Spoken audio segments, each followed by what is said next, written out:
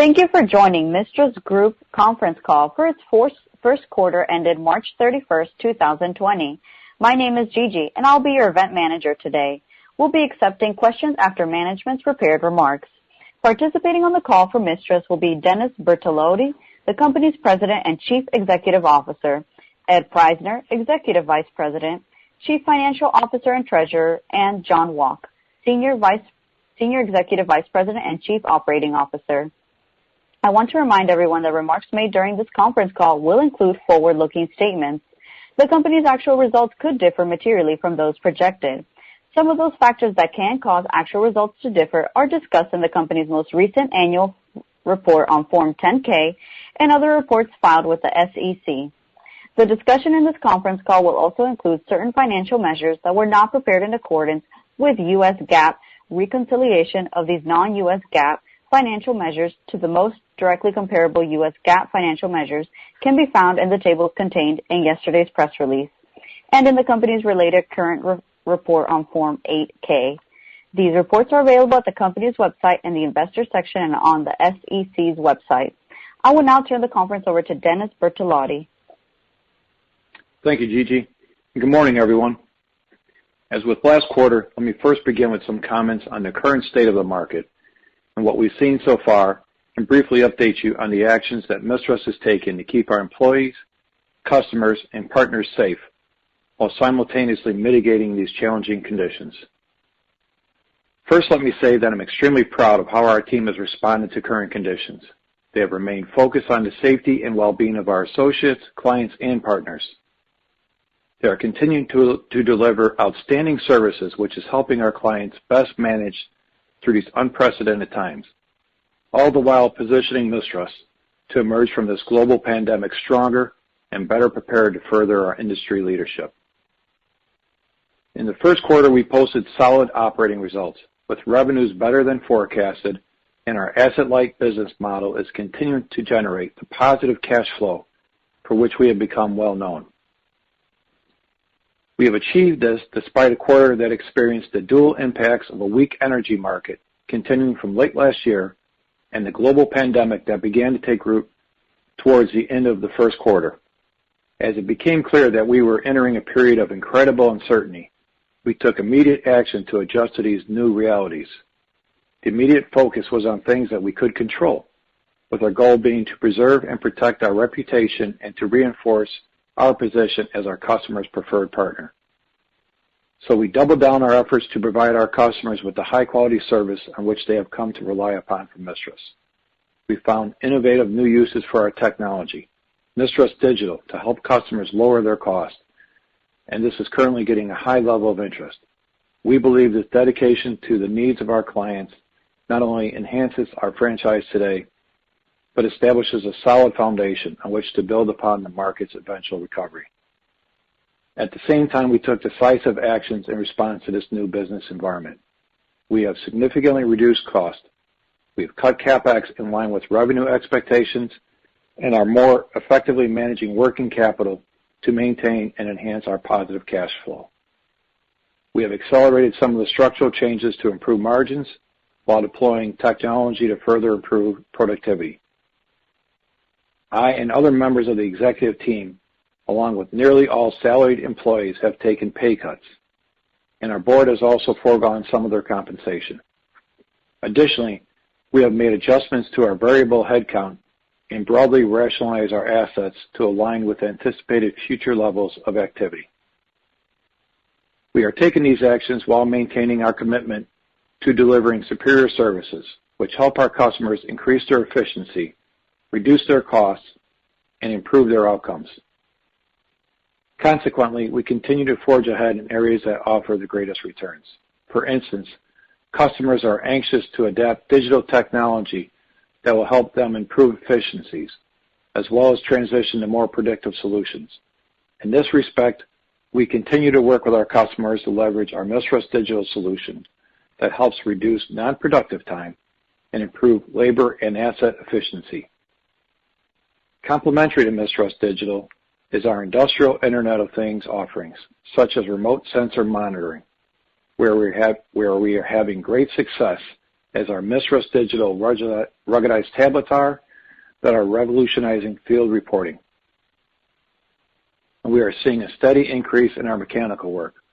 All of these actions and initiatives are helping diversify our revenue streams and significantly strengthen our foundation for long-term growth and profitability. And while our customers in the energy industry are trying to stretch their dollars, just like everyone else is, they nevertheless have an obligation to keep their facilities in compliance with regulations and operating at top efficiency. So we are sensing new opportunities in even this environment of demand contraction. We do acknowledge that some work is either being pushed out or canceled. We believe the second quarter should represent the largest deviation, with our revenues potentially down as much as the high 30% range from a year ago. April looks like it should be a peak revenue decline, as we are already sensing that May will be better, and June could potentially see further improvement if oil prices continue to recover and states continue to relax shelter-in-place orders. The third and fourth quarter would then be expected to rebound nicely. Given the impact of COVID-19 to our business, we did perform an assessment of the carrying value of goodwill and other intangibles in the first quarter of 2020. And the result was that we recorded non-cash impairment charges of $106 million. Ed will go through the details. With our expectation of positive operating cash flow each quarter this year, limited capital expenditure needs, and our amended credit agreement, we have sufficient liquidity to support our operations. And this would be while simultaneously reducing outstanding debt by the end of the year, including $4.5 million already paid down in the second quarter. Our job is to build on the legacy Mistras has created over the years, and it is our vision to take Mistras to the next level through more integrated programs and more predictive intelligence that will define our industry in the future. Let me now turn the call over to Ed for a detailed review of the financials. Thank you, Dennis. First quarter revenues were somewhat better than expected, down a little less than 10% from a year ago. As anticipated, our oil and gas revenues in our services segment saw the largest decline, which was somewhat offset by a nearly $2 million improvement in domestic aerospace and defense. Conversely, revenues in our international segment were impacted by a decline in European aerospace revenues, where production at our large facility in France was hampered by that country's complete shutdown, as well as the continued runoff of the staff leasing business in Germany. Gross profit for the quarter was $40.6 million, or 25.5%, with margins down from a year ago, mostly due to underutilization resulting from the decrease in revenues. To a much lesser extent, margins reflected a somewhat tighter pricing environment. On a segment basis, both services and international revenues were down. Services primarily due to the weakness in energy markets, while international experienced a decrease in aerospace revenues, driven by the wind down of staff leasing and a adverse foreign currency translation impact. Gross margins were also down from a year ago, consistent with the decrease in revenues. Selling, general, and administrative expenses decreased from a year ago, despite the addition of New Century's overhead to this year's cost. Early in the second quarter of 2020, we initiated a cost reduction and efficiency program, which should reduce the run rate of overhead by approximately 10% beginning in the second quarter, a reduction we believe is consistent with our outlook for the year. This program includes temporary adjustments to capital spend, reduction of travel and certain R&D, limiting of new hires, and a scaled reduction for salary expense for essentially all overhead positions. Also note that all non-employee members of our board also took a reduction in their compensation during the second quarter. We typically review goodwill for impairment each October 1st, or whenever events or changes in circumstances indicate that the carrying value of goodwill and intangibles may not be recoverable. COVID-19 and the related impact to crude oil prices was deemed to be a triggering event, requiring us to perform an interim assessment.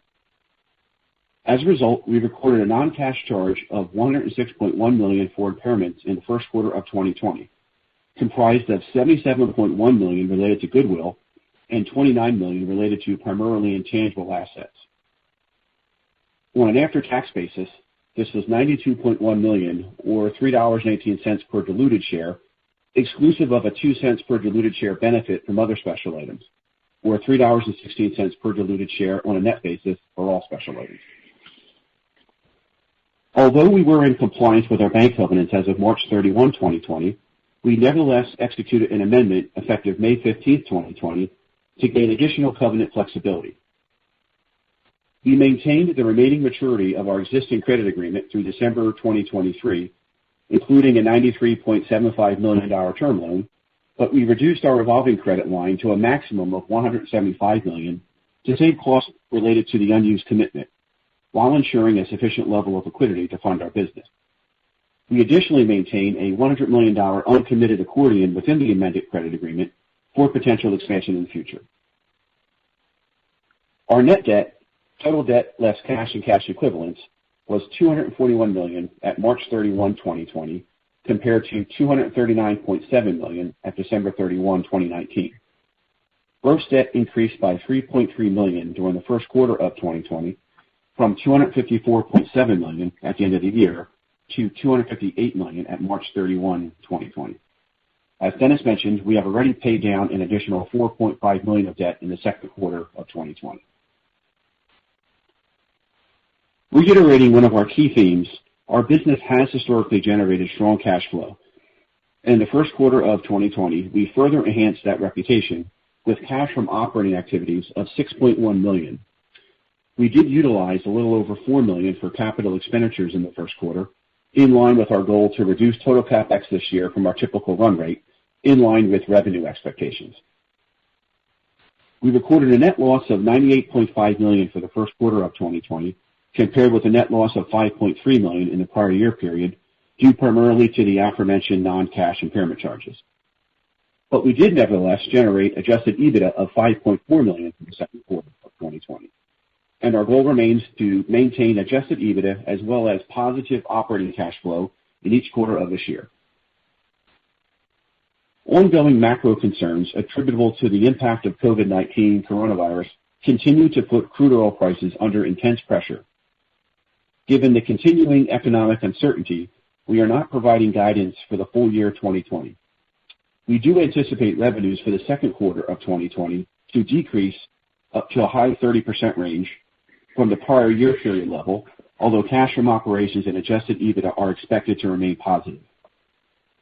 While it is extremely difficult to forecast with any degree of certainty at this time, we are optimistic that consolidated revenue in the second half of 2020 will be higher than that of the first half of 2020, with corresponding improvements in both cash flow and adjusted EBITDA.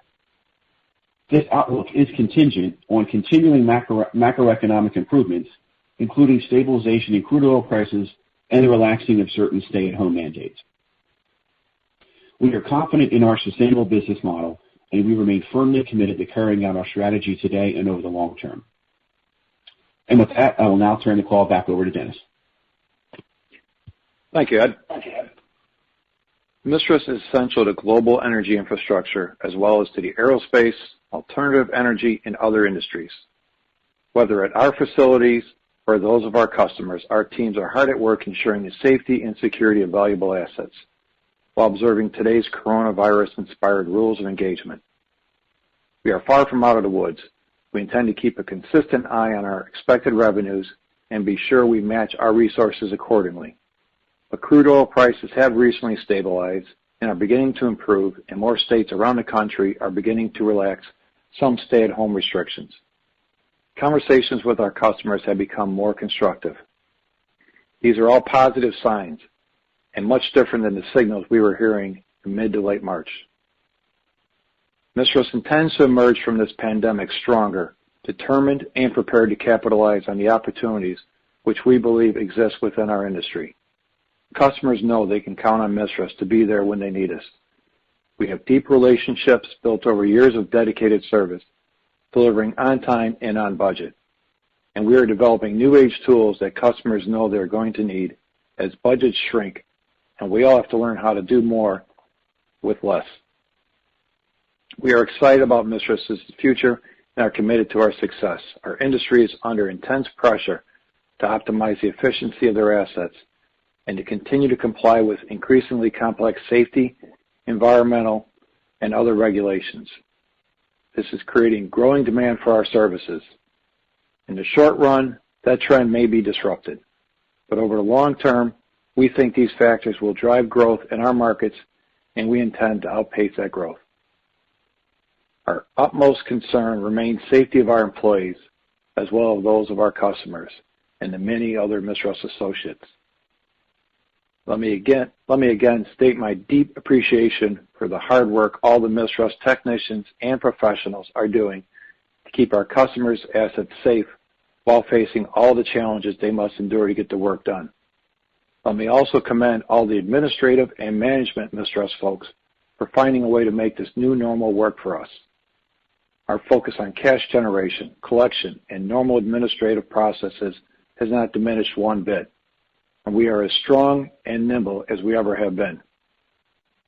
I also want to sincerely recognize the patience of our long-term shareholders who continue to support us through this journey. Thank you. Now, with that, we'll now take your questions. Gigi, please open up the phone lines. As a reminder, to ask a question, you will need to press star 1 on your telephone. To withdraw your question, press the pound key. Please stand by while we compile the Q&A roster. Our first question comes from the line of Everett Marshall from Sidoti & Company. Your line is now open. Hi, guys. How are you? Dennis, Ed, John. Hope you and your families are doing well. Good. Thank you. Same to you, Ed. Morning, Ed. Thank you. So I wanted to talk about the operating expense reduction of 10%. First, I wanted to understand, is that the corporate level? It sounds like a lot of it might be versus maybe what runs through the segments. And I want to understand, are you through, or do you anticipate additional revisions? And then finally, as I look at these revisions, are they additive to the bottom line, or are they just simply offsetting the top line reduction? Just wanted to get a sense as to where you are there. Sure, I'll take that, Ed. This is Ed.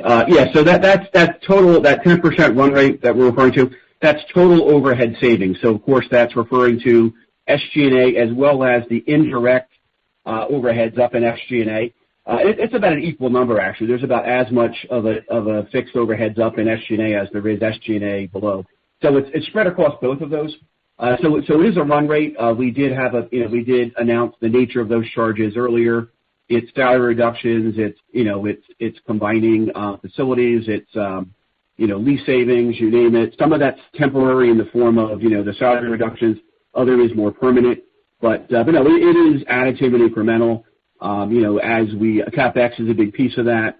As well, minimizing the overhead from that, as travel, you name it, all the activity that happens relative to the revenue streams, goes in unison with it. As revenue comes back, some of that would come back.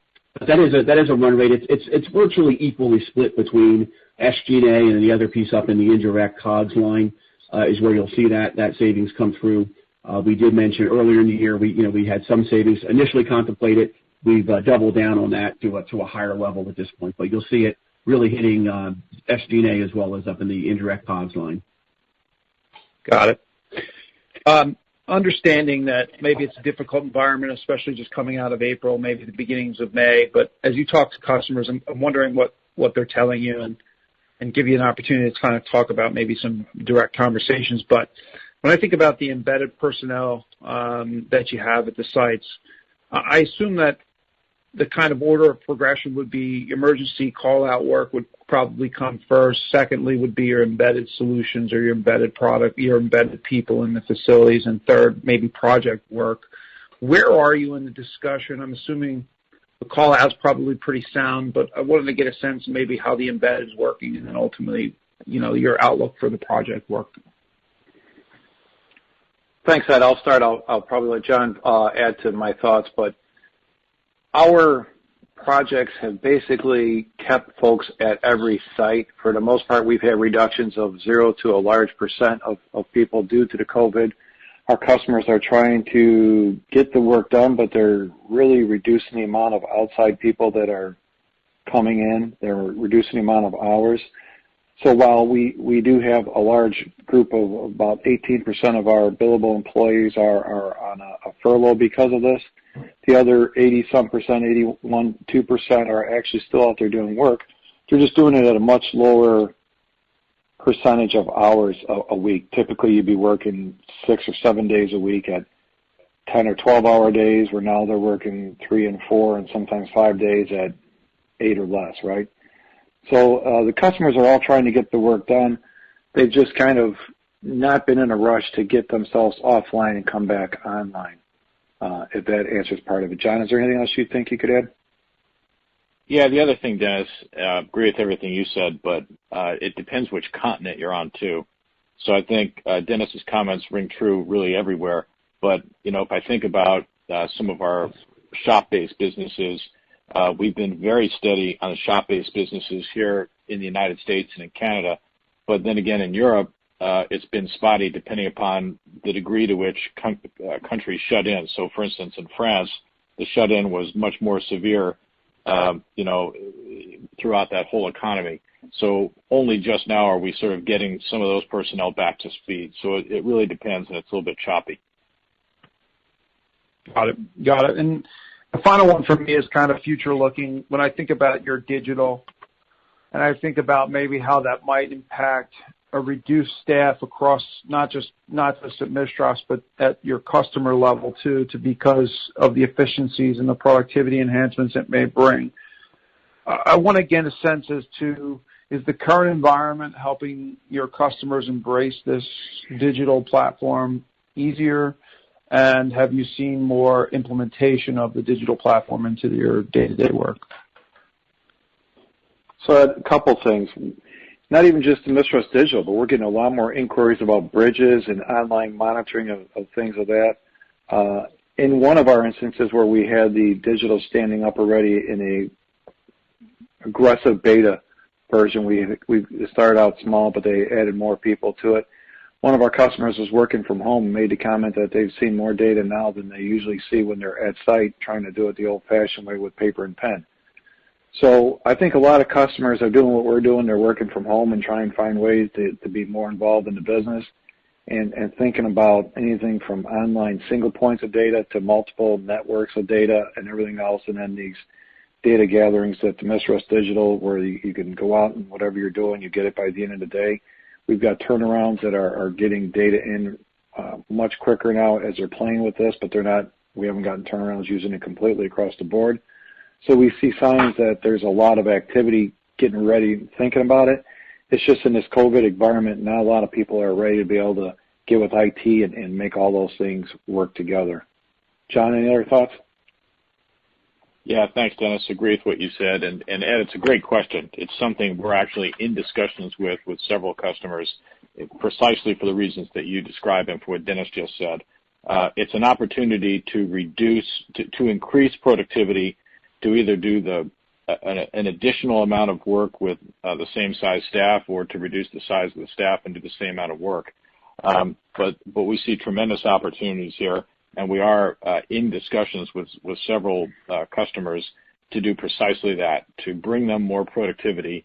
They need it. We need to deliver it to them, and we're, I think, uniquely positioned to really deliver it.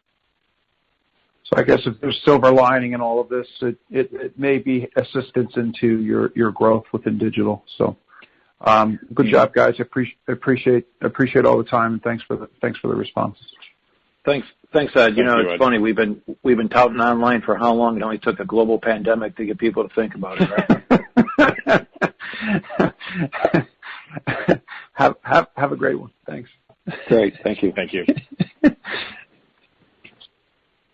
Thank you. Our next question comes from the line of Andrew Obin from Bank of America. Your line is now open. Thank you. This is David Ridley-Lane on for Andrew. What do you expect from your aerospace defense business in the second quarter? And we've also heard anecdotally that the airframers are being helpful to the supply chain on working capital. So would you expect any above-average free cash flow benefit in 2020 from that? This is John. I can take that.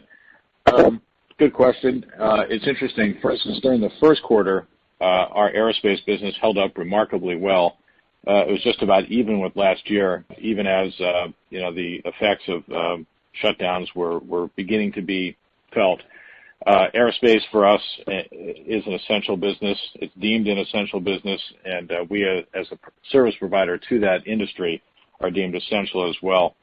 For the second quarter, I think we'll be down modestly in aerospace in North America. We'll be down to a larger extent, as Ed alluded to, in Europe because of the effect of the shut-ins and so forth.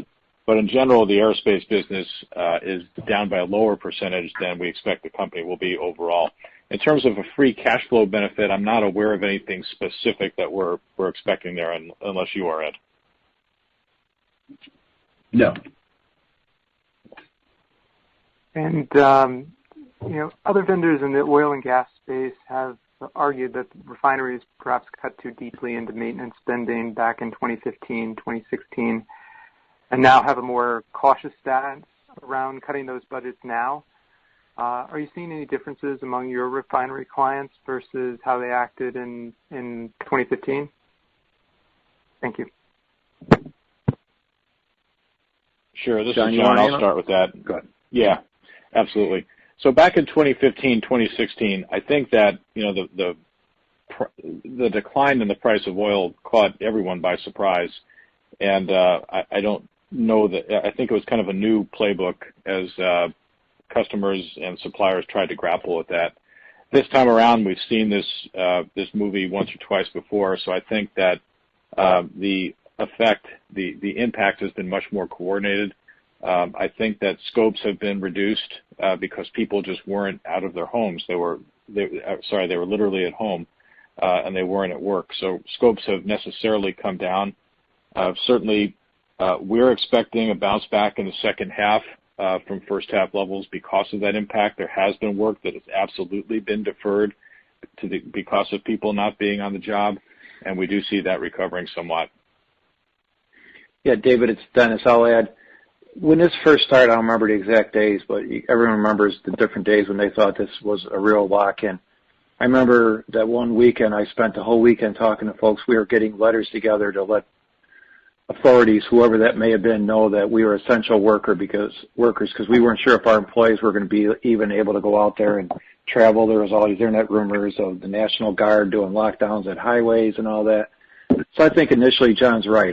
This hit, and no one knew what was essential. We were having to look up the references that they were using, the national standards, CISA, for what made us essential. And after a while, people learned to get used to what it was and what it was like. But at the beginning, I think a lot of work just fell off because nobody knew what was going to happen the next week or the next day, right? I do see right now as an early indicator, and I don't know how much, I can't guarantee how much work will be confirmed. Our bidding activity for the fall has been surprisingly normal. And I say that in midstream and some of the other things we're seeing now. Again, it's somewhat anecdotal from what we're seeing across the business, but I sort of expected a bidding activity that was much more subdued for the fall than what we're seeing. So that's a good sign. Now, oil prices can change dramatically and people can expect to pull off capital if that's the case or keep it where it's at. But right now it seems like I think people are in the industry, in the energy industry, are getting used to what this is and trying to figure out a way to spend less, work it slower, but keep it going. So, I mean, it's kind of strange in how fast it fell off and how now it's trying to get back to a normal by June, we're thinking we're going to get back to close to what we were expecting when COVID first started hitting, now when it really got going. Good to hear. Thank you very much. You got it. Thank you. Our next question comes from the line of Tate Sullivan from Maxim Group. Your line is now open. Hi, thank you, and a couple follow-up on the 1Q22. Can you break down gross profit by services, international, and products and systems? I think the gross profit margin product and systems declined meaningfully year over year. Was there one-time factors in that that may help that bounce back in the current quarter? No, this is Ed Tate. No one-time factors, but again, we really got the overheads out effective April 1 and forward, so we didn't have enough time to react in Q1 to get some of the costs out. As I mentioned, there's a big piece of sort of relatively fixed overheads up in indirect costs affecting services. So we did get, those costs out effective April 1 and forward. So you'll see that positive run rate going forward.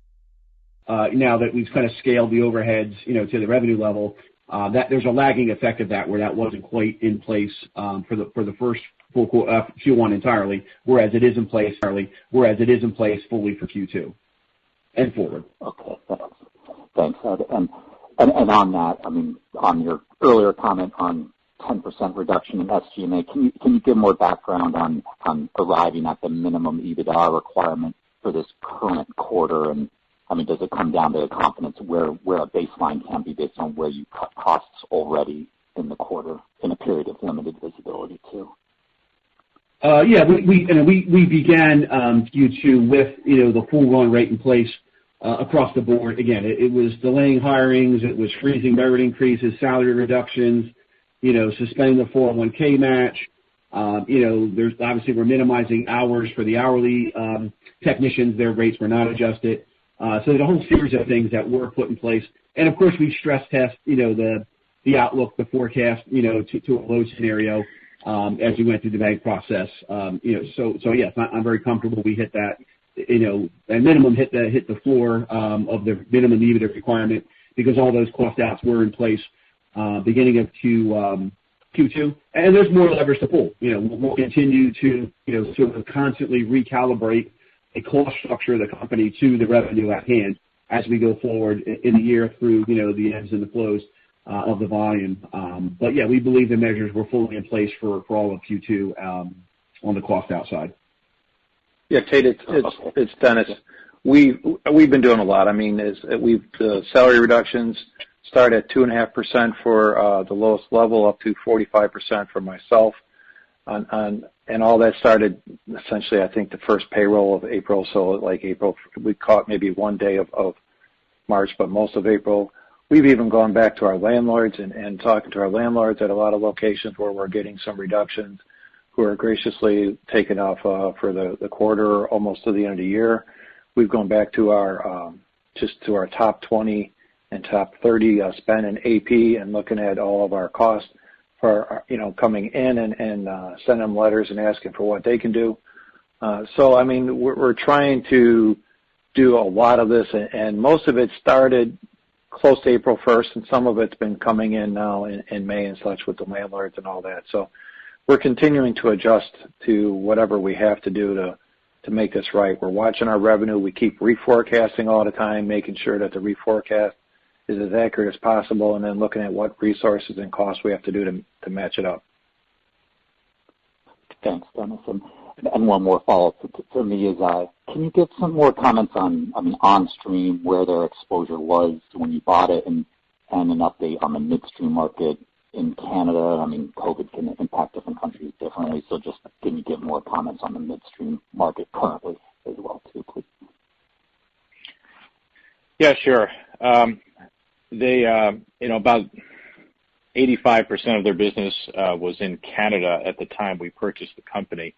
The Canadian economy has been hit hard, by this and by the volatile oil and gas prices as well.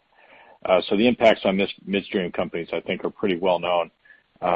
OnStream's business continues to grow in the United States. It's had it grew in the first quarter in Canada. It'll contract in the second quarter, as a lot of things have contracted in the second quarter or will contract in the second quarter. But we expect them on balance to have a good year. Okay. Thank you for all those follow-up details. Have a good rest of the day. Thanks, Tate. Sure. Thank you. Our next question comes from the line of Sean Eastman from KeyBanc Capital. Your line is now open. Good morning, guys. This is Alex on for Sean. Thanks for taking my questions. Morning. So sorry, I got disconnected. Apologize if these questions have come up already. But my first one is, I guess, on the comments about the cost reduction steps you guys are planning on taking. I'm just curious how you're thinking about labor in anticipation for the work coming back in the second half of 2020. I guess overall, how you guys plan to balance your cost control while still best positioning yourself for the recovery that could come about in this year.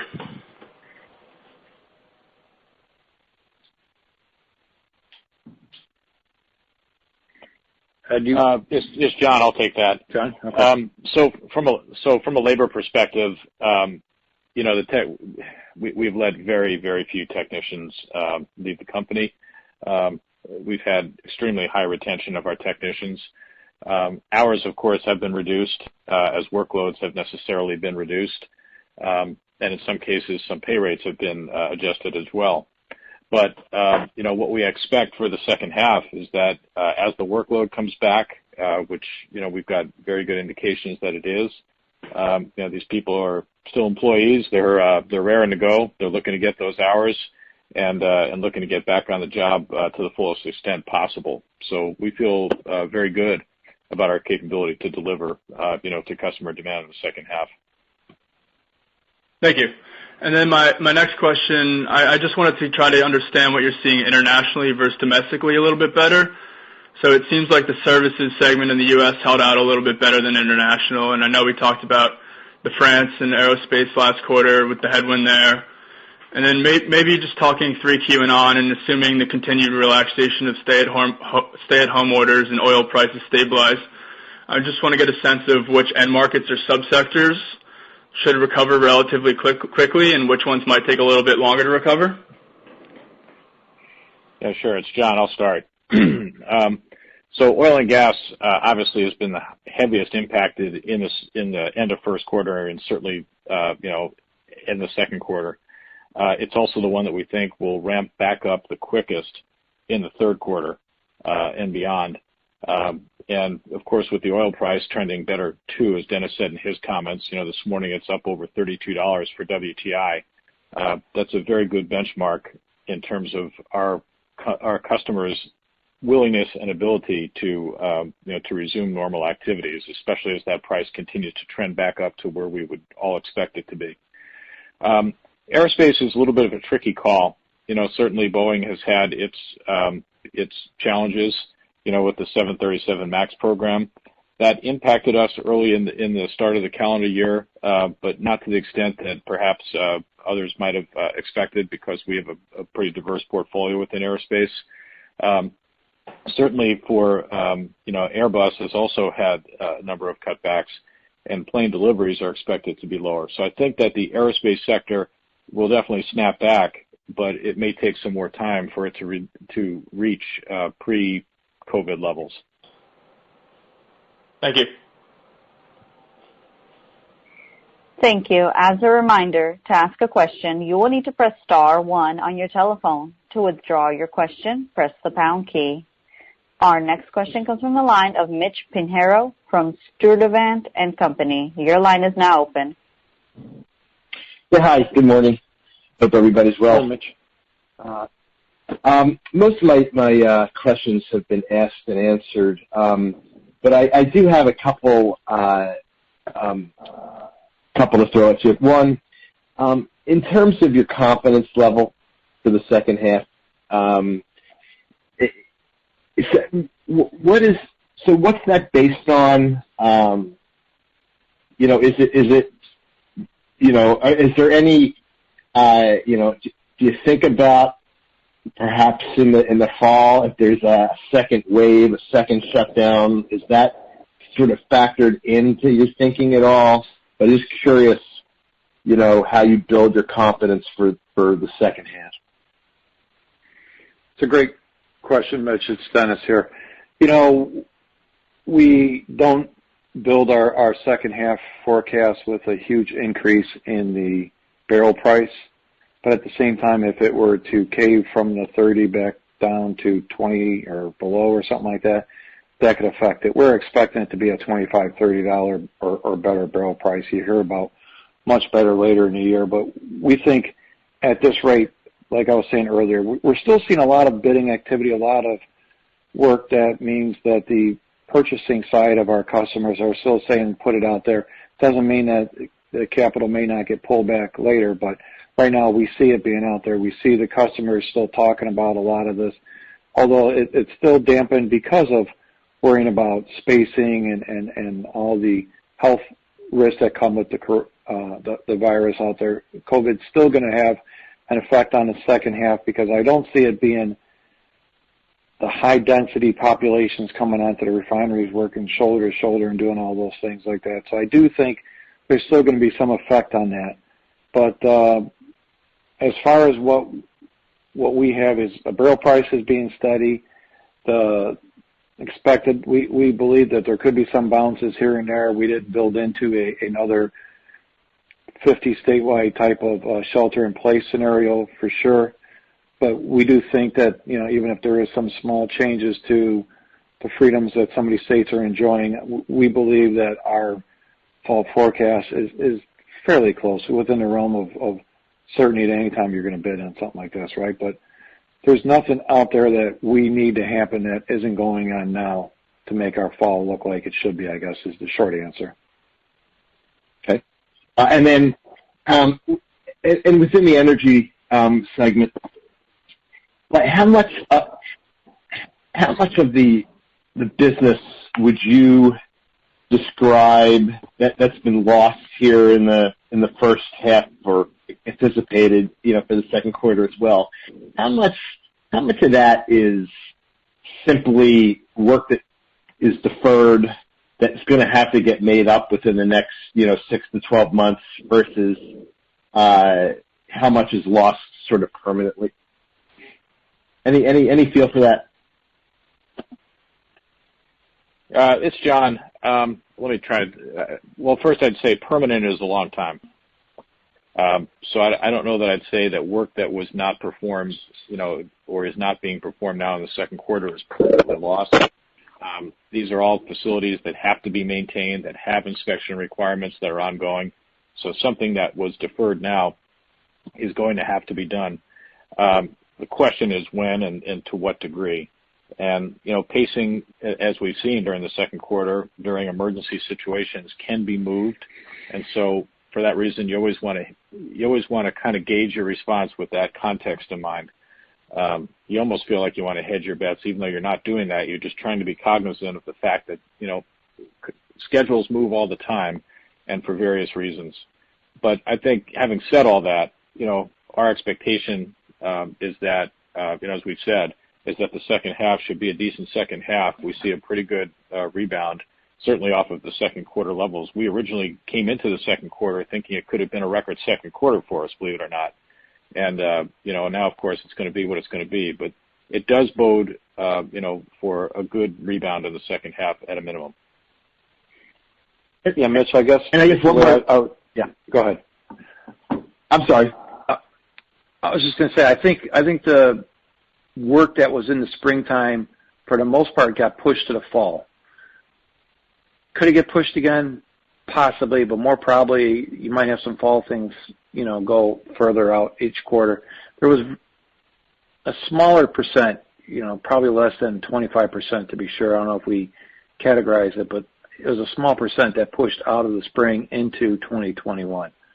So for the most part, at the time, customers were just reacting to, we can't get people to come in and work together closely, so we had to push out. They're small, like in Europe and other places where they still have these countrywide lockdowns. That's where a lot of the things even happened in the spring, because you had vendors that were not just, the entire turnaround couldn't be done within the country. And then they had to find ways to either find someone within the country to do the work that they had planned for somebody else, or find a way to bring them in. So as long as the borders are open up both here and internationally, and Canada as well doing that same type of thing, I think fall's probably going to have less chance of having this huge lockdown like you've seen in the spring. Okay. And then one last question is sort of from an intermediate term and longer term perspective, how has your thinking changed about the business, whether it's capital allocation, the way you're going to, focus on various, end markets? Is there any, or, even the way your working capital usage and CapEx needs, has anything changed from like an intermediate term, a year or two to a 3 to 5 year outlook? Have you learned anything? I was just curious. Your thoughts. Yeah, it's a good question. I mean, while we try to be insightful, right now we're reacting to what's going on. We do see the advantages of increasing our diversity in our end markets. We do see the advantages of increasing our ability to do things remotely. While working from home, everyone's trying to figure out how to do things remotely. So like I said earlier, I see customers, many more bridge quotes and all these other things where customers are starting to see the advantages of doing, and it's not going to replace bodies completely, but it will definitely supplement the inspection programs you have so that you can be doing things with people out there with their eyes on the equipment, knowing what they're looking at, as well as always having some online data coming in. So I do think what we're going to be doing is really redoubling our efforts on our diversification and on our digitization, on those things that we knew was a good idea.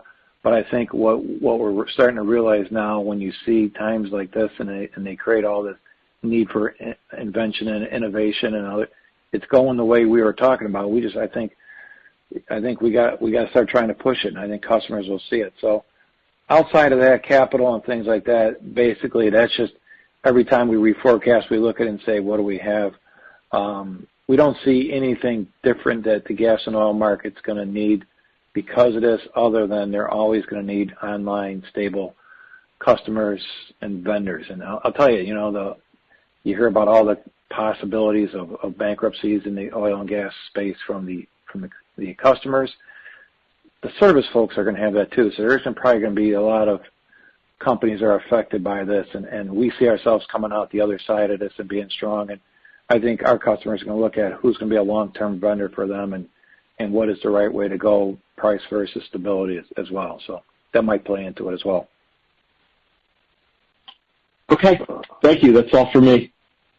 Thanks, Mitch. Thank you. Thank you. At this time, I'm showing no further questions. I would like to turn the call back over to Dennis Bertolotti for closing remarks. Great, Gigi. Thank you. I'd like to once again thank all the Mistras employees for your service and dedication. I'd also like to thank our investors for understanding that while the energy market suffered a setback in the second quarter here, and will take some time, but it will get back to a new normal, the entity industry continues to provide great value to the world's economies. And Mistras will continue to not only serve the energy market, but increasingly a number of other industries as well as we adapt to this new landscape. The whole Mistras team would like to thank everyone for joining the call today, and we wish everyone a safe, prosperous, and healthy future. Thank you. Ladies and gentlemen, this concludes today's conference call. Thank you for participating. You may now disconnect.